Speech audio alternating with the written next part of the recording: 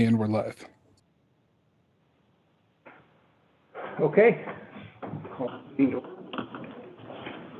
Pledge of allegiance. I pledge allegiance to the flag of the United States of America and to the republic for which it stands, one nation, under God, indivisible, with liberty and justice for all. I'd like to take roll call. Everybody is present except for Kent Porter, and you do have a quorum. Thank you very much, Shirley. Next item, consent agenda.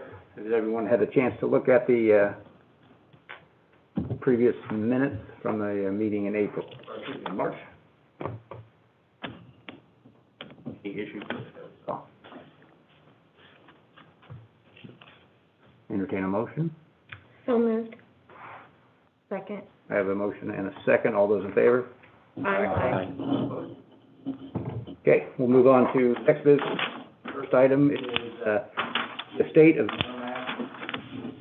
of Merrimack Second Plat, Final Plat Reapproval. David? Yes, I got some staff comments. Ron Calger's in the audience with us today on Zoom.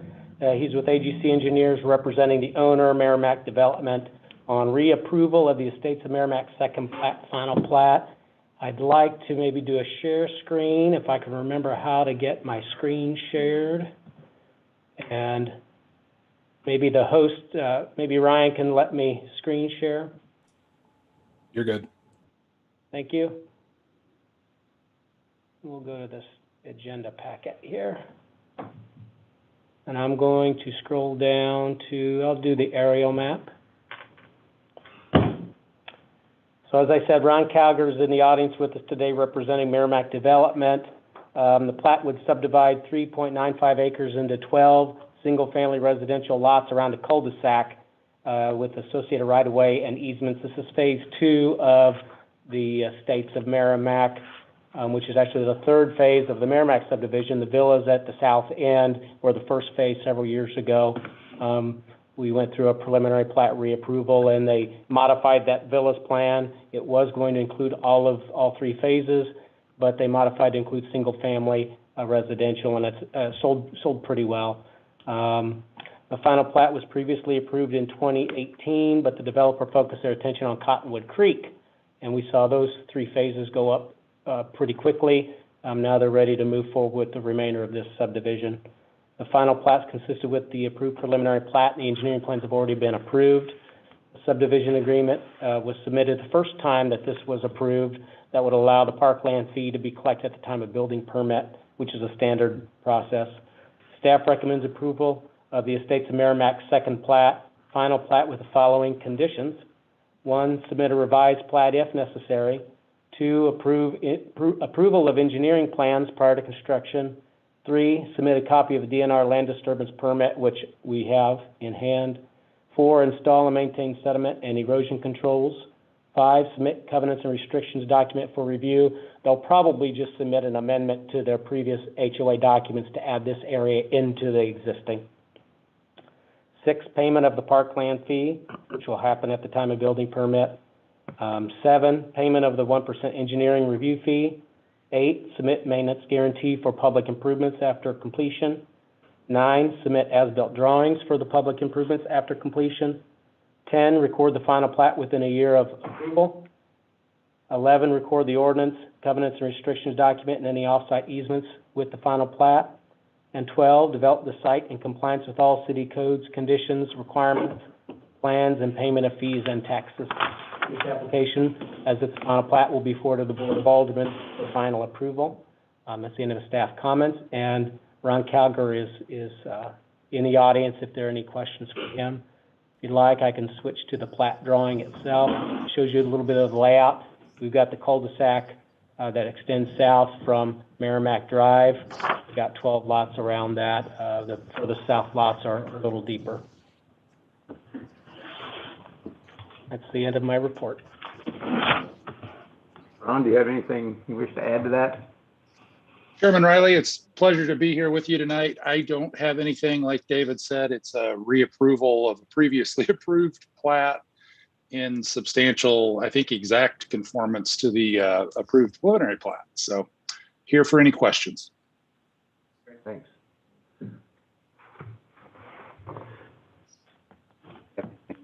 questions for?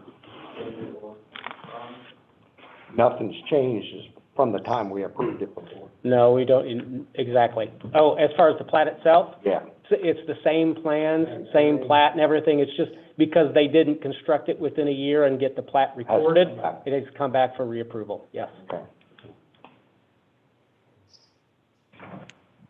I don't recall any issues with it first time, so. I'd entertain a motion. No one has any further comments? To accept the staff comments. Second. I have a motion and a second. All in favor? Aye. Motion carried. Thank you. Have a great evening. Thanks, Ron. But the next item is phases 7 through 9 amended P district. Okay, if it's okay, I'm going to just keep sharing, and I'll move down to the location map for this Greenfield project. Can't see who all is on. We do have Garrett and Jerry Seiler in the audience tonight. We may or may not have somebody in the neighborhood. We'll find out if there are any comments later. We can ask them if they have any comments. David, you'll need to reshare. What's that? You'll need to reshare your agenda. Oh, I'll need to reshare. Did it come off of share? Thank you, Ryan. All right. Is that better, Ryan? Yep, it's good. Thank you. All right. Item number 2, Meadows at Greenfield, phases 7 through 9, amended development plan in a P planned district. Jerry Seiler and Garrett Seiler are in the audience tonight via Zoom. They are GJM Development, and they propose to amend the Meadows at Greenfield P Plan District Plan for the remaining phases of Meadows at Greenfield. Phases in the already or previously approved plan as phases 6 through 8. This would be phases 7 through 9. If you remember the rezoning that we did a few months ago at the north end, rezoning the multifamily to single family and commercial. The single family portion up at the north end became phase 6, so there's a need to change this to phase 7. The changes to the plan, I'd like to scroll down to the plan itself. So I'm going to jump to the next page. So here's the layout. Might be a little hard to see, but there's a little bit of a thicker line. This is 33 Highway on the right side. Along the north is the existing pool tract. This is Old Trail Run, which is phase 2. And over on this northwest side is phase 4, Meadows of Greenfield, which is under construction. Public improvements were installed. We've got house construction going on at this time. And then along the southwest side is the Fishing River Trail as we connect back into 33 Highway. Changes from the existing approved plan to this amended plan include renumbering the phases from phases 6 to 8 to phases 7 to 9, which I explained just a few minutes ago. Altering the phasing to include this would be Fishing Avenue, this back road. They would propose to do that area in this next phase as phase 7. In the approved plan, it is the last phase of these last 3 phases. This phase 8 would become the remainder of Foxtail Drive and the connection back to Prairie Creek Drive and a connection from Meadowbrook Drive out to 33 Highway. And then the last phase would become the southeast corner down along 33 Highway. Relocating the 33 Highway entrance to line up with Meadowbrook Drive. So in the approved plan, the 33 Highway connection would be at this location of Foxtail Drive. They propose to scoot that up further north to the south side of the pool tract, across 33 Highways, Meadowbrook Drive, so we'd have a squared up intersection there, 4-way intersection. That was actually the location of the 33 Highway connection in iterations of the plan from before 2005. So it's been there before. Another change would be reduced rear yard setbacks from 30 foot to 20 foot for lots 134, 188 through 207, and 226 through 222 through 226. Those are lots that back up to the Fishing River Trail in this location here. Let's see if I can scoot that up a little north.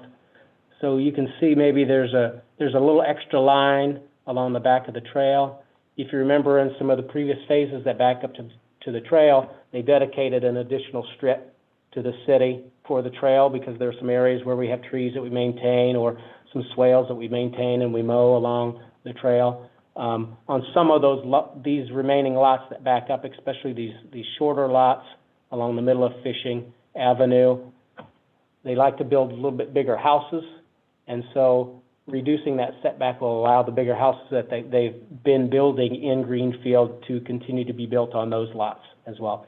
That reduced setback is not proposed, let's say, on the north side of Foxtail Drive, where they have some open space that they back up, or they back up to the other houses. We're just talking about the lots that back up to the Fishing River Trail portion. Also, on lots 169 through 174, and actually it looks like, okay, 169 is a corner lot right here, and then the remaining lots are on the south side of Foxtail Drive. They proposed a 15-foot side yard. Staff recommends that the side yard fences along those frontages also meet that 15-yard setback request. That way we get fences back from the road so we don't feel like they're crowding up to the street, especially like 173 is a corner lot the house would face the north. We want to keep a fence away from maybe the front corner of their driveway or something to block the view of their house. And the Silers are amenable to that request. Lots added to Tract F. Tract F is in this area south of Meadowbrook Drive, and that backs up to 33 Highway. In the approved plan that was left as an open space area that they thought they might build another pond as well. You can see this east-west open area that connects to Prairie Creek Drive. That is a drainage way from the existing pond. That existing pond drains to the east under 33 Highway, so they've left that area open to continue to drain. At the south end of the subdivision, at the very southeast corner, they've removed a few lots along, I call it the horseshoe or the U-shaped street. There were a few lots at the very southeast corner, but there's an area of floodplain located down there. It may not have been identified as floodplain in the 2003 floodplain maps, but definitely now, since the update in 2015 has been done, that is an area of floodplain, so they want to remove the lots from that area. The staff actually looks at that as a bonus. It would be a good opportunity to get a trail connection from inside the subdivision down to the Fishing River Trail. Right now, residents can only access Fishing River Trail by 19th Street. If they live at the south end of the subdivision, they've got to go all the way to the north end of the subdivision to hop on a trail to go back to the backyards of their neighbors' houses. So staff was recommending that trail connection be made when that phase is completed. The number of lots will remain the same in the last three phases. When public notice went out for tonight's meeting, because we're changing a P district plan, I had inadvertently said that we would be reducing by one lot. It's actually the same. I did a little bit of a miscount in there, and I want to be sure that we point that out to everybody. The sanitary sewer. There's a lift station across from the pool at the corner of Old Trail Run and Prairie Creek Drive that serves most of the people in the subdivision. So sewer drains to that location, and then it's pumped to another location to get to the sewer plant. We have a nice gravity sewer main along the Fishing River that we're trying to connect to. Our engineers have been working with the Silers engineers on a route through these remaining phases that would allow us to make a connection into that sewer and retire our lift station. Once the lift station's retired, then we would remove the fence, we'd remove the light pole that's out there, we'd remove the power supply, everything above ground would be removed, and then that area can be returned back to that natural state with the pond and enjoyed by the residents in the subdivision. The fire district, I want to comment on their comments. The fire district recommends that the Foxtail Drive connection to Prairie Creek Drive, basically, the next phase, phase 7, is the Fishing Avenue section. It would end right here. Fire district would like a connection to be made that wraps around back to Prairie Creek Drive for better emergency access. Developer had indicated in conversations when they submitted their application that they wouldn't have the ability to get financing from the bank in order to make that extended road improvement. So they've asked that that be made part of phase 8 as they have shown on their plan. 33 highway entrance. Before any connection to 33 highway is made, MoDOT will require a traffic impact study. After their review of the study, then they'll need to be submitted of some construction plans that are compliant with that study, and then a permit to do the actual construction. There might be a few people on the board that remember some conversations about roundabouts at the south end, across the street with the River Meadows commercial area. There was discussion, I think a member from MoDOT came and met with the Board of Aldermen at one point in time. I did some research to see if there was any additional information. I couldn't really find anything, so I think that things maybe just stalled there, and because the development on either side didn't really go any further, there weren't further discussions about, well, what's the real intersection going to look at? Like, is it a roundabout or is it a two-way intersection? I think the owners at the time were amenable to doing something like that, but since that time, nothing's happened, and ownerships have changed on both sides. Bill Crooks and Sedanco, they don't own the River Meadows portion. Of course, the Silers purchased this property from the Kretzingers several years ago. I did have an email conversation with the MoDOT representative, and he explained to me what that process was, and he didn't indicate to me that roundabouts required. He didn't say that the street connection needs to be made down at the south end, so I think they're open to some of those connections at different locations. It's just that they require a study and plans and all of that. They've got a process to go through. Staff would recommend approval of the amended key district plan with the following conditions. 1, approval of the amended plan per the following. A, street and lot layout as proposed. B, rear yard setback of 20 feet for lots 134, 188 through 207, and lots 222 through 226, with the setbacks added on the final plat so that those can be seen by the owner or whoever builds on those lots.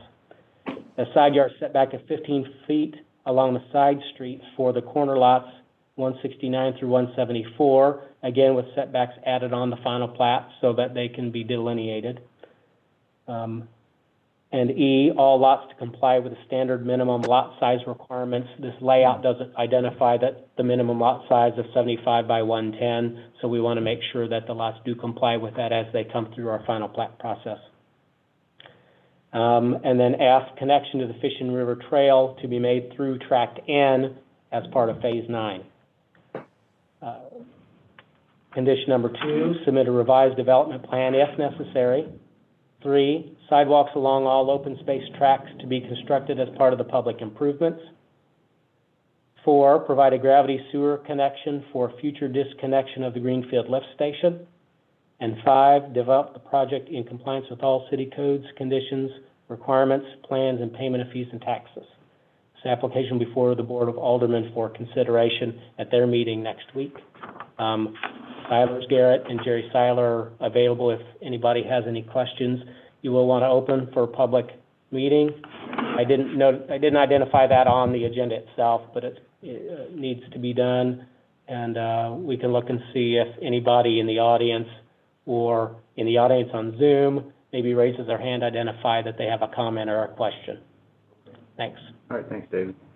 So we'll open up the public portion of the meeting here. Anyone in the audience has anything they would like to add or questions they have, please state your name and your address, and we'll see if we can get your questions or comments answered. Yeah, hey, my name's Adam Miller. I live at 309 Oak Trail Run.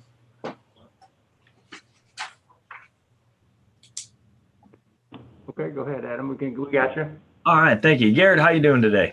Good, how are you? Oh, just enjoying a beautiful day here in Greenfield. Hey, got a quick question for you. I like what you're doing on here. I just got one question. I see you're going into, phase 7, coming around the backside there for where you're going next. Is there, I'm just looking here because where the road comes, you can split, go to 7 or go to 8. Is there a reason that we have to go down into the bottoms on 7 first versus going to 8, which would give us that access road so we don't have all that traffic coming through? We're going down to lot 7 just because they're more prime lots. And we want to continue the phases from phase 3, 4, and continuing into we're reconsidering phase 7. And then as we stated before, just the financing of tying in all the roads, we were able to get additional funds to connect to the new entrance off of 33. Okay. Yeah, I like this new design you got. I like where that road comes in over there behind the pool now. I'm just concerned in the meantime with all that extra traffic that's going to be coming around, up, Old Trail Run or coming down the backside with no entrance, obviously until you're able to get it in there behind the pool, which, you're looking a couple of years, which, construction, it takes a while. Just looking to see, if that possibility was to go to 8, which you're right, 7 is the prime lots, but to get that connection put in before we go drop down to the bottom. That was my only question there, sir. Yeah, no, Adam, you state valid points. And there's a lot of consideration into maybe continuing there. It's just whenever you put it on paper and the finances of it, it was just feasible more to just continue down with prime lots and continuing to wrap back around and then tie everything back in. Okay. Well, when you go down to 7, do you got a ballpark time frame? I know we're looking way in the future here. A ballpark when we'd be able to get that road cut in to kind of reduce some of that traffic, and like the fire department and the emergency service was saying that maybe only an extra minute or 2 to come all the way around. Just kind of ballpark. Are you talking the road connecting from phase 4 all the way to the pool? Well, yeah, when on your phase 8 there were, one of the adjustments is to come up by the pool versus down at the bottom by that horseshoe that they were talking about. Yeah, you're probably looking about 2 years out. Okay. I mean, with us, it took us about a year, almost a year and a half with phase 4. Phase 6 is going to wrap up pretty quick. We're hoping to open that up here in the next month. And then we hope to start construction in this phase 7 this summer. So I mean, it all dictates the market too. I mean, if the market still continues to be good and Kearney keeps growing like it is, it could be sooner, but we're predicting about 2 years. Okay. All right. Well, I appreciate your time, Garrett. Thank you, sir. Appreciate it. Thank you.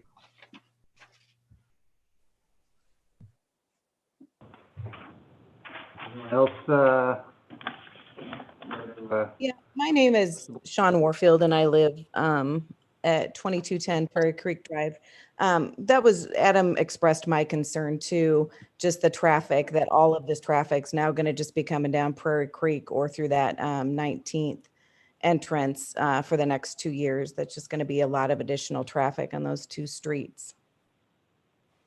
How you doing, Sean? Yes, like I mentioned to Adam, it was a major concern, but just with all the feedback and just dissecting everything and the finances, once again, we just chose this as the most feasible way to just kind of continue with the market that we're getting presented right now with buyers.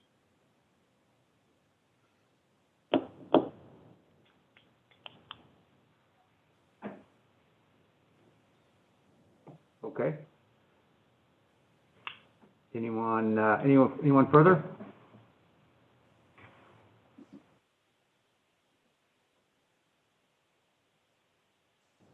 The only people I don't recognize that maybe have a comment would be Joey Souter, or I think Paula Miller was Adam Miller, and then a Sean R. Oh, maybe Paula Miller is separate from Adam. That's right. Yeah, Paula Miller's my neighbor. Okay. Sorry, Adam. Nope, we're all good. Paula Miller's my neighbor. I didn't have any comment on the current thing. Nope, we're all good. Okay, thanks, Sean. Paula Miller's my neighbor. I didn't have any comment on the current thing. Nope, we're all good. Yeah, no comment from me either. Was that Joey? Yeah, that was Joey. Thanks.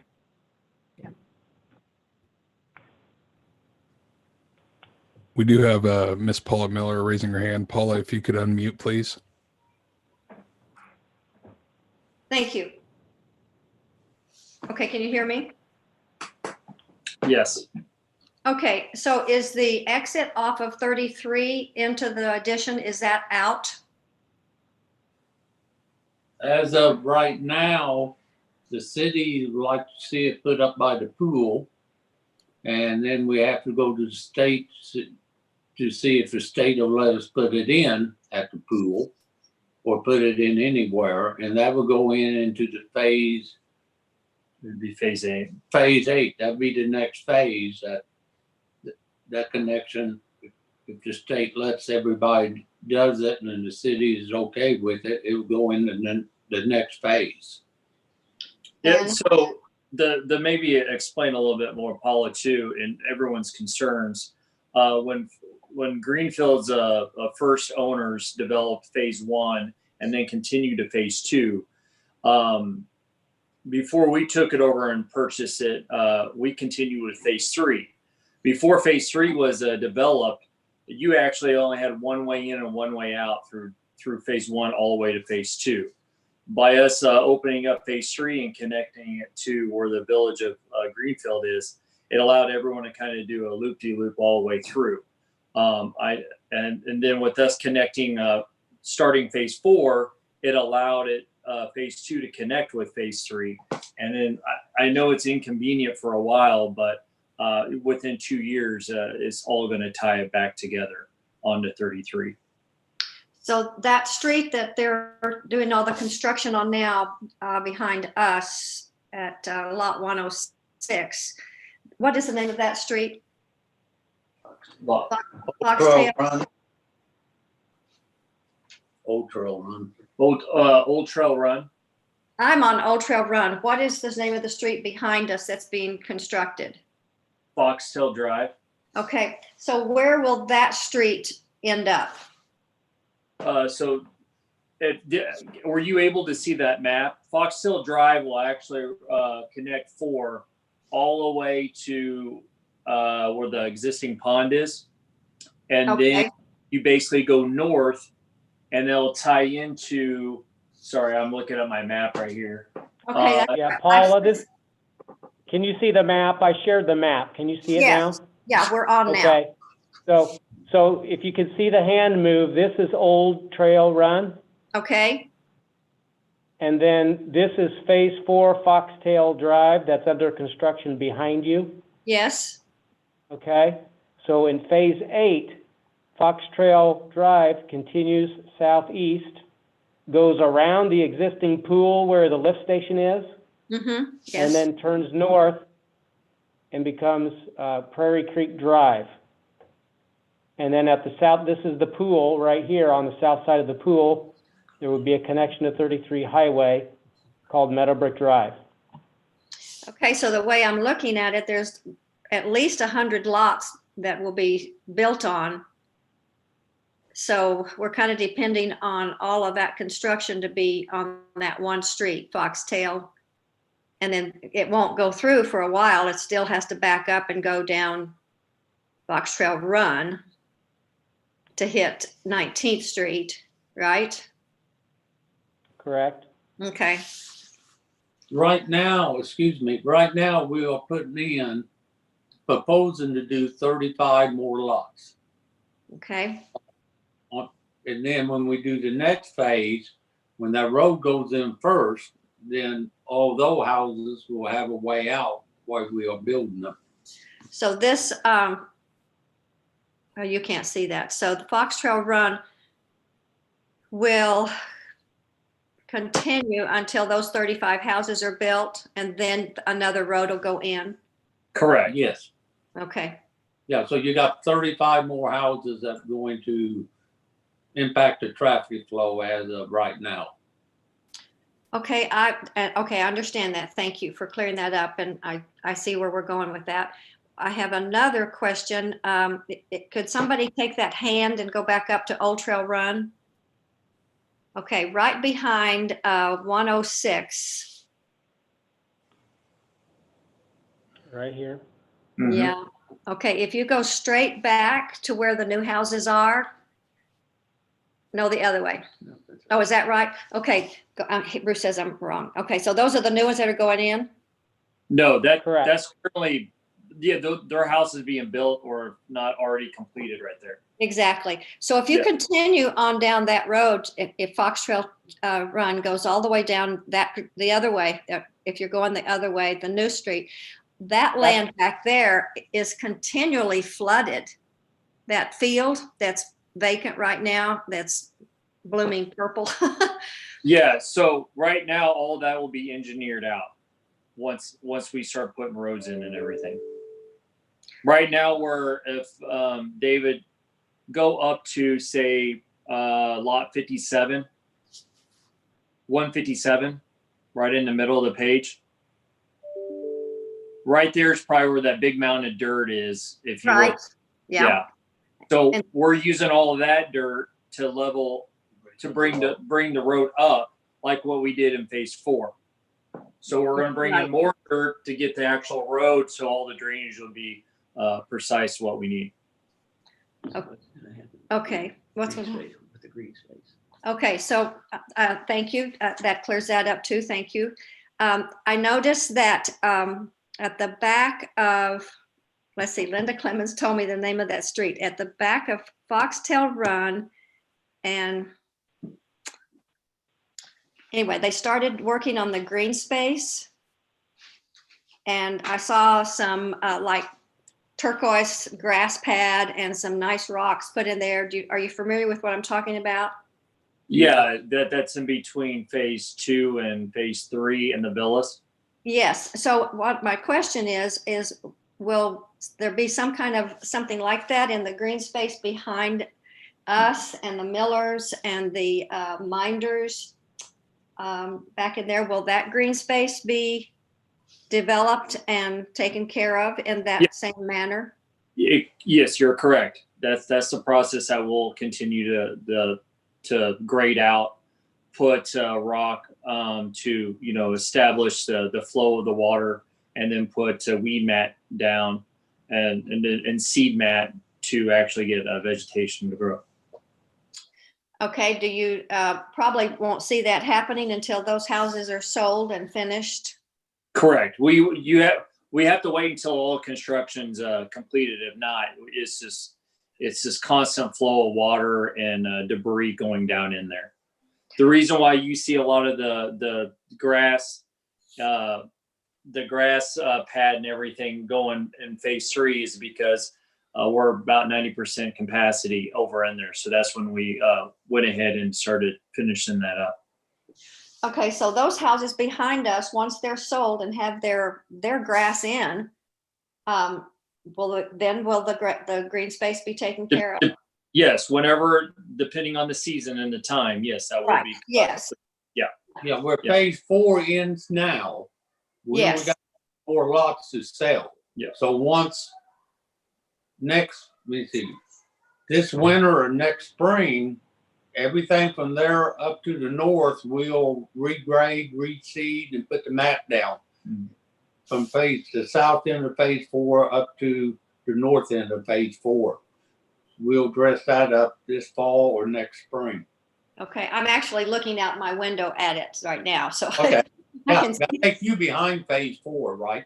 Yes, or in Yes. front of it, Hopefully, whichever. this fall or next spring, you'll see that mat going down in there, reseeding, because we will be done in that phase.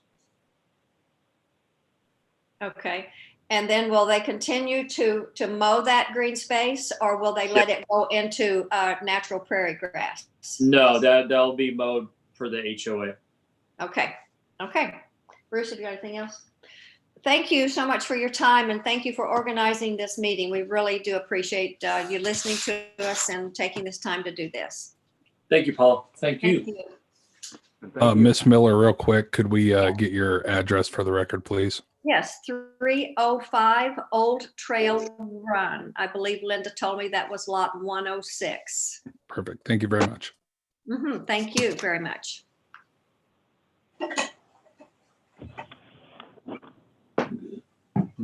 This is Sean Warfield. Can I just add one more thing to, after some of that clarification? Sean Warfield, 2210 Prairie Creek Drive. I am glad to hear that was only 35 houses, and that when they start phase 8, that the roads would go in right away. So that's not that many more. That's not that much more traffic coming through. So that does make me feel a little bit better. Thanks. Thank you. Hey, Garrett, this is Adam Miller, 309 Old Trail Run. One last question, and this may be for the city too. Do you foresee any issues with MoDOT letting us put the new road in up by the pool versus where it was originally platted? I know there was discussion about having, doing the traffic surveys. Do we foresee any issues coming up? I've been talking to David and the city manager.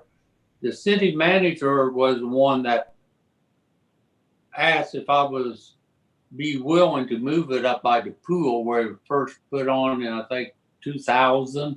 And I said, no, I did not have a bit of problem with that. Myself, no, I don't see no problem with the state highway, but that's the reason we put in the agenda. The state will dictate to the city and us where we tie in and what we can do. Okay. I like this new plat where it's coming through. I like the design of it. I think it looks really good by the pool there.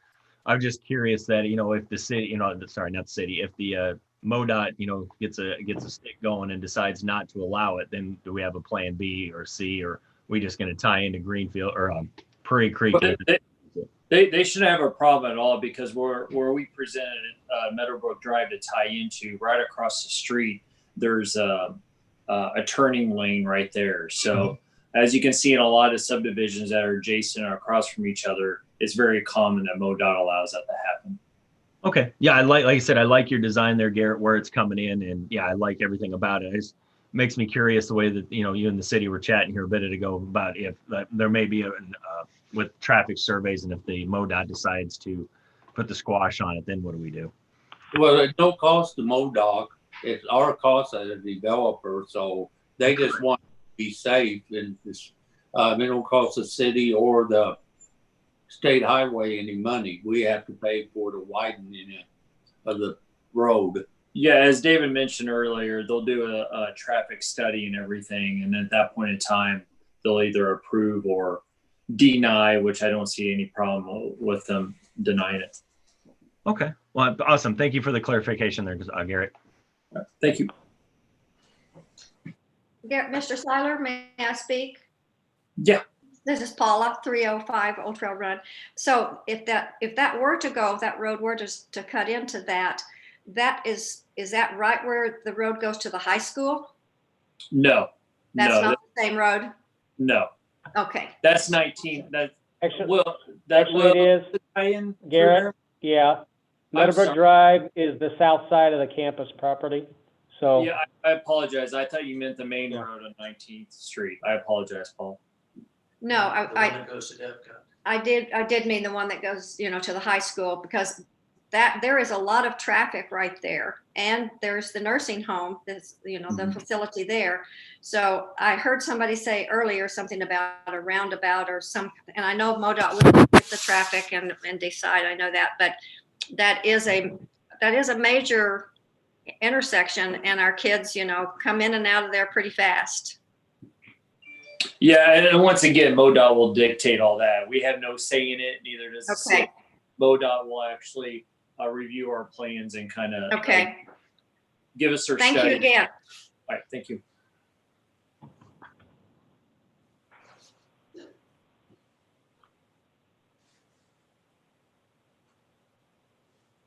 Any further comments At least the public hearing, you mean? for the public hearing? Yeah. Okay, we'll close the public hearing. Open up a board discussion at this point. I have actually a couple of questions. David, you kept referring to Fishing Avenue or something on the plan. It's referred to as Fishing Lane. Oh, Fishing Lane. I just said Avenue. Okay, all right. It's the same, yeah, Fishing, whatever that street name Fishing is. Okay, That's- okay. that's- I just wanted to make sure we get it correct on the plans. Right. And then that horseshoe-shaped street doesn't have a name, and so I'm wondering what we're going to be calling that. Well, at least part of it will be Prairie Creek Drive. See, Prairie Creek Drive continues to the south. Okay, So it'll either be Prairie Creek Drive, at least for part of the street, and then maybe a new north-south street name here, or there'll be a break at some point, and we'll just name that U intersection something different. okay. We'll make sure, you'll see that on the final plat. We'll make sure that it's not a repeated street name. Okay. And then I want to apply to everybody that's involved in moving Meadowbrook Drive up by the pool, so that we have an intersection that meets. We've not in the past in the city been as diligent with this, and so we have all these little weird jogs, and I'm really happy that we've taken that on and made that a square intersection. So that's all I have.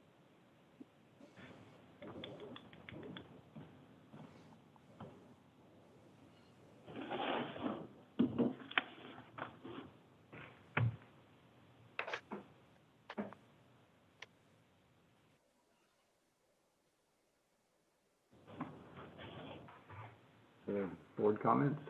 Catherine, anything?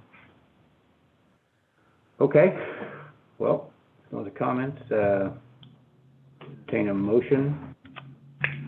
Item,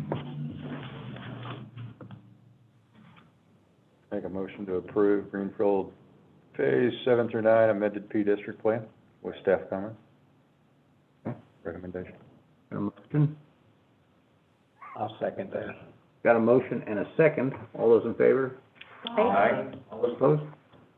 All right, carries.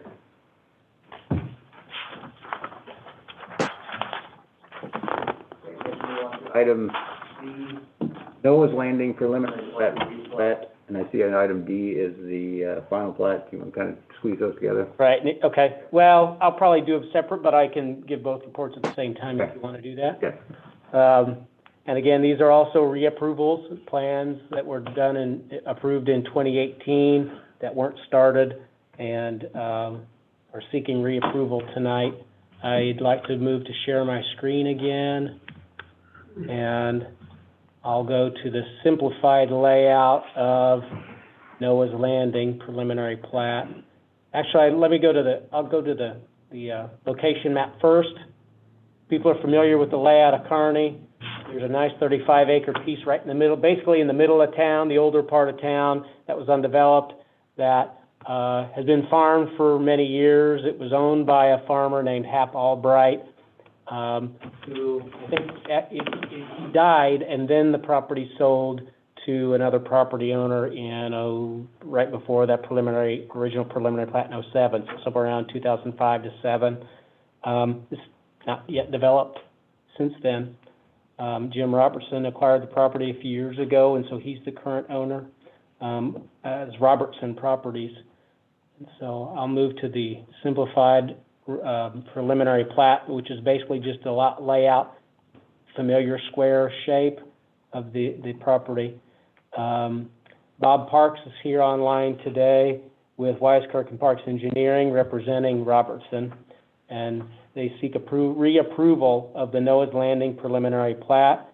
This project was previously approved in 2007 as Gavin's Grove, acquired by Robertson, and he renamed the subdivision. It's updated in 2018, but again, it was never started. Robertson was doing a lot of development in Brookhaven. There was Brookhaven 7th plat, I think, over at the north end that they were focused on at the time. They were doing a lot of building in Phase 6 as well. The developer is prepared to begin work on the subdivision this year, so they're seeking reapproval of this preliminary plat. The project would subdivide 35 acres into 3 phases totaling 100 single-family dwellings with 3 detention tracts, 1 in each phase. Phase 1 is located around the north and east sides of the property. If you can see my hand on the map, it connects to Oak Ridge Road at the north end. That's where there's some agricultural buildings on the property at that location. It would wrap around to the northeast corner and then south along the east property line to 13th Street, pretty much 13th and Susan, which is a block west of Stonecrest Drive. Phase 2 would include the middle of the property and the southern end of the property, and then Phase 3 would be the remaining portion along the west side, and there would be a connection to Southbrook Parkway at that location. If you're familiar with Southbrook Parkway, if you go around the curve, you can see a stub-out street, and then there's just like a dirt path. Maybe it's a really wide yard area. That's where that connection would be made into this property. That is actually a street right-of-way. It was just never constructed. So the right-of-way is there. It just needs to be built.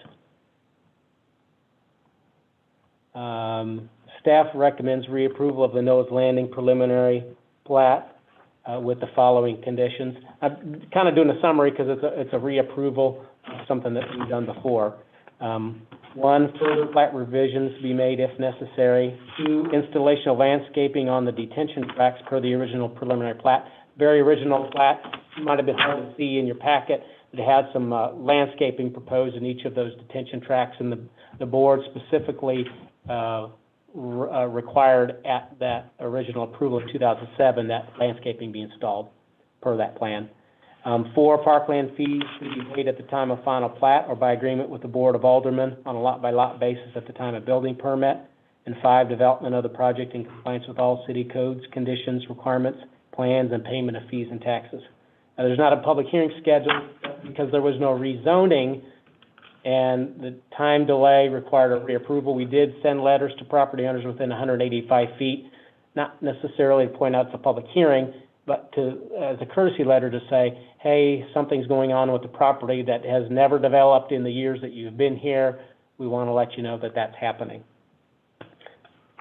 The final plat. I want to scroll down to the final plat drawing. If we go to the location map, I made a modification there, and you can see the dark outline around the east side. So we connect into Oak Ridge Road with a street. The street goes to the east and then turns south. There's a pond they'll have to remove, and then it connects to 13th Street. This trapezoid at the bottom would represent the large stormwater detention basin on that property. That's the direction of the sanitary sewer. Also, if you saw in the preliminary plat, the detention basin almost looks like it's got 2 cells down there. It's because there's a little elevated area in between where the sanitary sewer line would go to extend down to the south. That basin also drains into the Southbrook Parkway pond on the north side of Southbrook Parkway. As you come around the curve, that pond is directly south of this plat location. And there are let me count that, 12 acres, includes 30 single-family lots, and then, of course, stormwater detention tract and right-of-way and easements. Back in 2018, there was an off-site easement needed to drain that from the detention basin into that lake, and that was acquired, and we do have a copy of that on file in our records downstairs for this plat drawing. A subdivision agreement had been submitted with the previous approval related to the parkland fee being paid at the time of building permit, and the engineering plans have been approved. They were approved at the 2018 timeframe as well. Staff recommends approval of the Noah's Landing first plat, final plat with following conditions. 1, submit a revised plat if necessary. 2, install landscaping on detention tract A per the preliminary plat. 3, approval of engineering plans by the city engineer, which has happened. 4, submit a DNR land disturbance permit, which I believe we have on file as well. 5, submit covenants restrictions for staff review. 6, install and maintain sediment and erosion controls throughout construction. 7, payment of the parkland fee. 8, payment of the 1% engineering review fee. 9, submit a maintenance guarantee for public improvements after construction. 10, submit as-built drawings for the public improvements after construction. 11, record the final plat within 1 year of alderman approval. 12, record covenants, restrictions, any offsite easements, and any final plat ordinance as part of the final plat. And 13, development site in compliance with all city codes, conditions, and I missed the rest of that about payment of fees and/or taxes, but that's the standard language we use. It just didn't get in, I guess. This application will be before the Board of Aldermen for final approval as it's a final plat. That's the end of my staff comments. And then Bob Parks is online, represent the applicant. He's Moto G6 is him. Okay, thank you, David. Did you have any feedback from the letters that you sent out to? Not specifically. I did have somebody call me who is adjacent to one of the property lines about some trees, and I've gotten her in contact with Mr. Robertson, but nobody specifically about the final plat. Okay, thanks. Mr. Parks, can you hear us? I can, yes. Do you have anything to add to what David was saying? No, it's just like the one before there. Everything had been approved and ready to go and just never pulled the chain. So there has been no changes. Okay, thank you, thank you. In fact, I think this plat drawing is probably even dated 2018, so when they get around to signing it, they'll have to update some dates and maybe a few names on the plat drawing.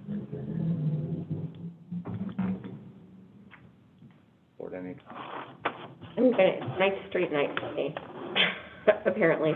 Marguerite, there's no way for those two to connect. So do we really want that to be Marguerite Street? What's the city's position on that? Where at? Are you talking about the south end or the northwest corner? Should we go back up to the preliminary? Yeah, should we go back up to preliminary? Back up to the very, that basic, okay, so when they're on the left-hand side. Oh. So you're about half a block off of the Marguerite Street. If you look at On the north corner by lot 32. Yeah, if you look at the overhead, the one right before the satellite image, you can see Marguerite Street, but it's not going to line. Yeah, they're disconnected. Yeah, and I don't know how the city feels in it, or the fire department feels about non-contiguous. We do have a few streets that aren't quite contiguous, like Susan Street has a break or two. I believe this stub that was platted is called Marguerite Street. But it hasn't been. Yeah, it wasn't built, but it was platted. Okay. So it's a name that exists. I can double check that. If Marguerite Street does exist. At the north, yes. Yeah. Yeah. What I'm saying is, where the connection to Southbrook Parkway is, it's the right of way exists today. Was the connection? The street just wasn't built in between those two lots that front on the Southbrook Parkway. And it was originally. But that right of way that exists, I believe, is called Marguerite Street down there. Okay. If the board wants to change the name, we can entertain changing the name. We might have to change something on a plat just to say we've officially changed it. And I'm not necessarily saying that that's a deal breaker. Okay. I'm just asking from a fire district standpoint or from the post office standpoint, does it make sense to have that as Marguerite when they're not gonna? Right. They're not even in line. If they were in line and just not connected, that would be one thing. But they're not even in line. Well, in the 2018 approval, Noah Lane, the north-south street on the far right side, on the far east side, was, not Oak Ridge Road, I think Pinecrest or one of the other streets there. And Jeff Fort was at the meeting at that date, and that was asked of him, and he said it was fine changing the name because it's disconnected. It wouldn't create a problem for them. So maybe looking at it from a different direction, changing the name of this Marguerite Street on the west side might make sense to come up with a different north-south street name.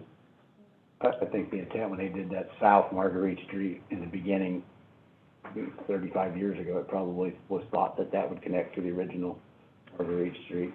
And And it's obvious, and it really did, it was really close, but it even really didn't Yeah. perfectly line up, right? Yeah. It's a lot off, 100 feet off. So I agree with Kathy. I think we should rename that. I do too. If you feel that way, I would say as part of the preliminary plat approval, Sure. add another condition that name change. Don't have to worry about that with the final plat. They'll just submit a change at some later, when they do phase 3, then we can have that name changed at that point in time. We just may have to go through a separate step and alter a plat down at the south end to change that right away, to that new name. But we can figure that out. We can overcome that too. That won't be a problem. That's all I had.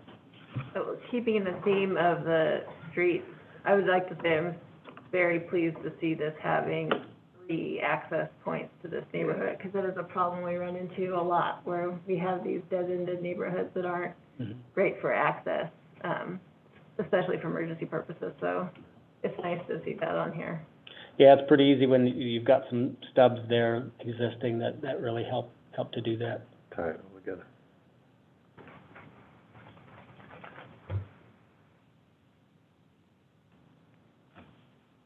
Any other board comments?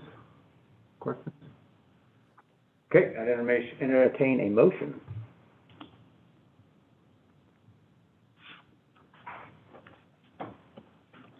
Okay, I move to approve the Noaa preliminary plat with staff comments and the naming of Marguerite Street to something else. Okay. Okay. We'll wordsmith that for you, yeah. I second it. Okay, got a motion and a second. All in favor? Aye. All opposed? Motion carries for that. Item D is no complaints on first plat. Everything to add. Staff, no. I went through the staff comments on the final plat. Yeah, again, it's a reapproval. When we get to the final plat stage, those are the ones that should go through fairly easily. It means everything's been reviewed and approved and ready to move forward. Okay. Further comments on the board? Entertain a motion on that one as well. Make a motion. Go ahead. Go right ahead. Move to approve Noah's Landing first plat, final plat. Second it. I have a motion and a second. All those in favor? Aye. All those opposed? Item carries. Item E. Thanks, Bob. Yep, thank you. Item E.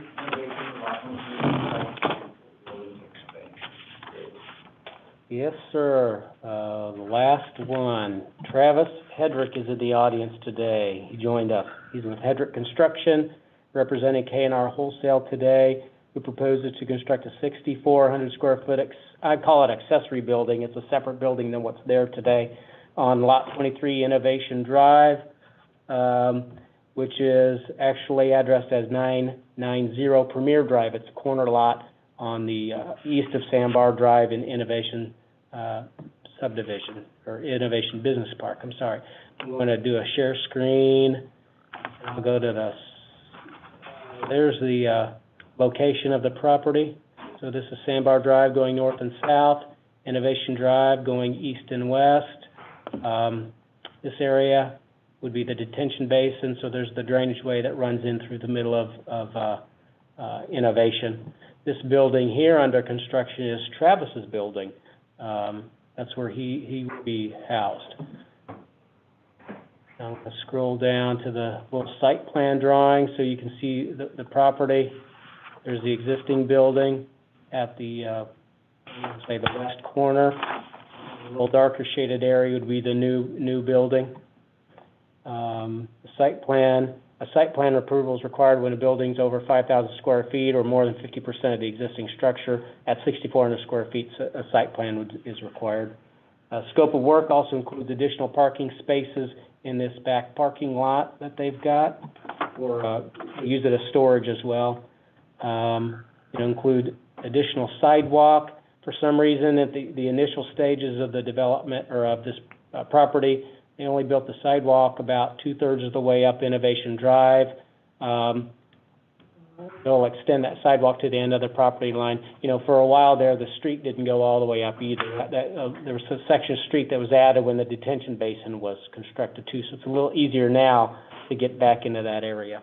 So they'll continue that sidewalk to the end of the property line, and then they'll plant some additional trees along that frontage as well to meet landscaping requirements.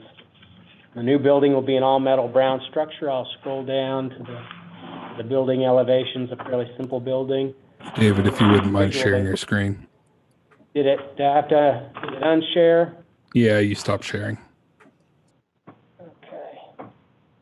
I thought I shared. Here we go. I must have accidentally hit it then. Okay, here we go. Here are the building elevations. This third one down would be the south elevation that faces their parking lot, which if you're on Premier Drive, if you looked into the site, that'd be the side that you see. There's a man door and an overhead door. All the other sides have a window to provide a little bit of natural light into the building. It's an all-metal building, and it would be colored to match the brown of the existing structure. Anything out in Innovation Business Park goes to their Board of Trustees, which submitted an approval of the proposed site plan not long after the submittal was made. So Travis, I think, contacted them early on and allowed them that opportunity to review their application packet. Staff recommends approval of the K&R Wholesale Site Plan with the following conditions. Submittal of revised drawings prior to the Alderman meeting if necessary, if there are some revisions to be made. Update the landscape plan to identify the type of tree as part of the building permit. The previous phases, they used American linden tree, which is a fine tree to use. I think their plan might have said similar to what's there. We just want to make sure that the names are added to the plan so that when we go out there, we can verify that that's what they did, installed. Innovation Board of Trustee approval, which we do have in hand. Submit a DNR land disturbance permit for site grading of an acre or more. I don't think that they'll be over an acre, so a DNR grading plan probably will not be required. Install and maintain sediment and erosion controls, though, during construction. That is required. Install a key box if required by Kearney Fire and Rescue Protection District. I know they have a key box for the main building. If they need it for this additional building, we'll want to add that to it. My guess is they may just use the same key as they do in the first building and may not need that. Submit a building permit application prior to construction, and develop the project in compliance with all codes, conditions, requirements, plans, and payment of fees and taxes. The application will be forwarded to the Board of Aldermen for review as they review all site applications. And as I said, Travis Hedrick's in the audience today representing the owner, can answer questions you might have. Thanks, David. Travis, do you have anything? Thanks for coming. Ed? The house box has been purchased. We're going to have one on there. There is one exterior light pad that's not shown on the plan. We're going to have a light on that. Okay. Cool. Thanks. Cool. Thanks. Questions?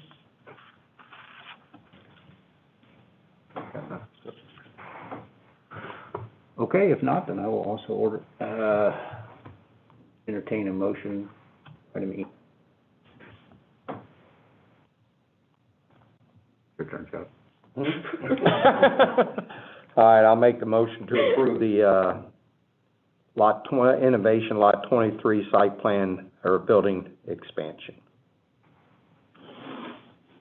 Second. I have a motion and a second. All those in favor? Aye. All those opposed? Motion carries. Thanks for coming in. Thank you. All right, item A under old business, I think that one. Enclosures and add. Nope, just our standard monthly report that we send out. Fairly comparable to last year, really. We'll see what happens through the rest of this year. I know, I think somebody might have even talked about at the last meeting or maybe a board meeting that price of materials are crazy high, but demand is still crazy high, and it's just a crazy situation we're in, I think. Makes me want to sell my house, but at the same time not sell my house because Yeah. you Can't replace it. Right, exactly. That's the deal is They Exactly. come on it, but you can't replace it. Exactly. I can sell mine and move in with my children. I don't think you really want that. I love my daughter and my grandkids, but I don't want them living.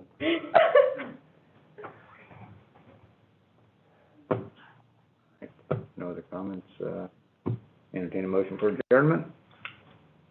I'll make a motion to adjourn. Second. Motion second, all those in favor? Aye. All those opposed? All right. Thanks, everybody. A lot of stuff today.